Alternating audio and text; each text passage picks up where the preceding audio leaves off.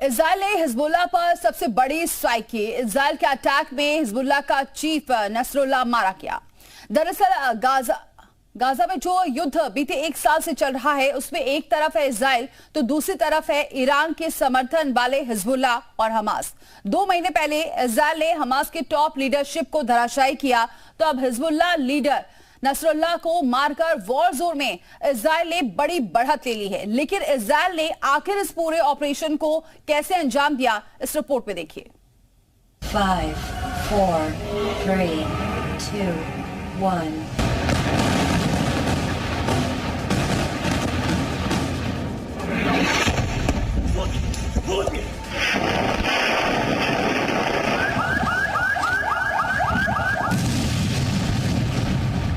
Israel की राजधानी तेल अवीव से एक कमांड आता है। 450 किलोमीटर दूर बेरूत में ताबड़तोड़ धमाके होते हैं। लेबनान से एक के बाद एक तबाही की तस्वीरें सामने आती हैं। राजधानी बेरूत में हर तरफ धुएं का गुबार उठता है। लेबनान के आसमान से लगातार मौत बरस रही थी। हर तरफ धमाके हो रहे थे।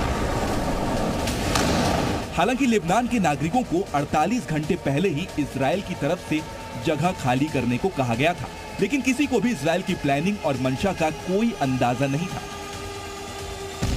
और इजराइल ने मौका मिलते ही बेरूत पर अब तक का सबसे विध्वंसक प्लान एक्टिवेट कर दिया। इस हमले के बाद कई तरह के दावे किए गए। कहा गया कि बेरूत में 8000 से ज्यादा रॉकेट बरसाए गए। इस हमले में 14 मंजिला इमारत मलबे का ढेर बन गया और इसी इमारत को लेकर ही दुनिया भर में सनसनी फैल गई। कहा गया इस इमारत के नीचे ही हिजबुल्लाह का कमांड सेंटर है, जहां इजराइल के खिलाफ हमले की प्लानिंग हो रही थी और उसी कमांड सेंटर में उसका चीफ दफन हो गया। लेकिन ना तो इजराइल, ना ईरान और ना ही हिजबुल्लाह के सूत्र इस हमले को लेकर पुख्ता जानकारी दे रहे थे। वॉर जोन को लेकर दुनिया भर में अफवाहों और दावों का सिलसिला जारी रहा और इस विध्वंसक अटैक के करीब 20 घंटे बाद इजराइल सबसे बड़ा ऐलान करता है, हसन नसरल्लाह का आतंक अब दुनिया से खत्म। हसन नसरल्लाह के खात्मे की खबर पूरी दुनिया में सनसनी की तरह फैलती है। नसरल्लाह के अंत के साथ इजराइल ने अपने 32 साल पुराना इंतकाम पूरा किया। दरअसल शुक्रवार शाम 6 बजे के आसपास इजराइल को खुफिया जानकारी मिली, जिसमें बताया गया कि नसरल्लाह अपने कमांड सेंटर में बैठक के लिए पहुंचा है।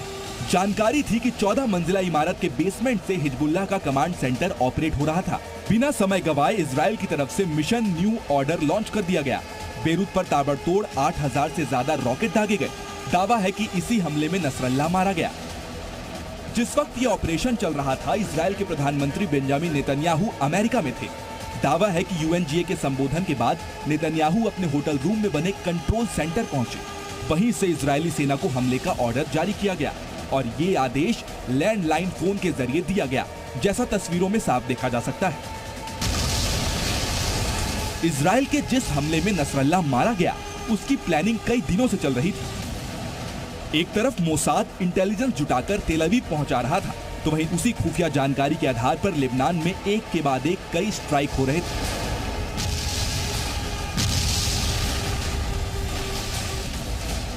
बीते कुछ महीनों में ही इजराइल ने हिजबुल्लाह के पूरे नेटवर्क को तबाह कर दिया, जिसमें हिजबुल्लाह का ऑपरेशन चीफ इब्राहिम अकील।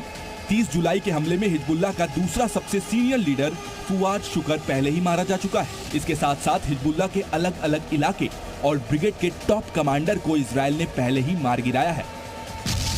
इन सफल ऑपरेशंस के बाद हिजबुल्लाह जहां कमजोर पड़ गया था, वहीं इजराइल का कॉन्फिडेंस लगातार बढ़ रहा था।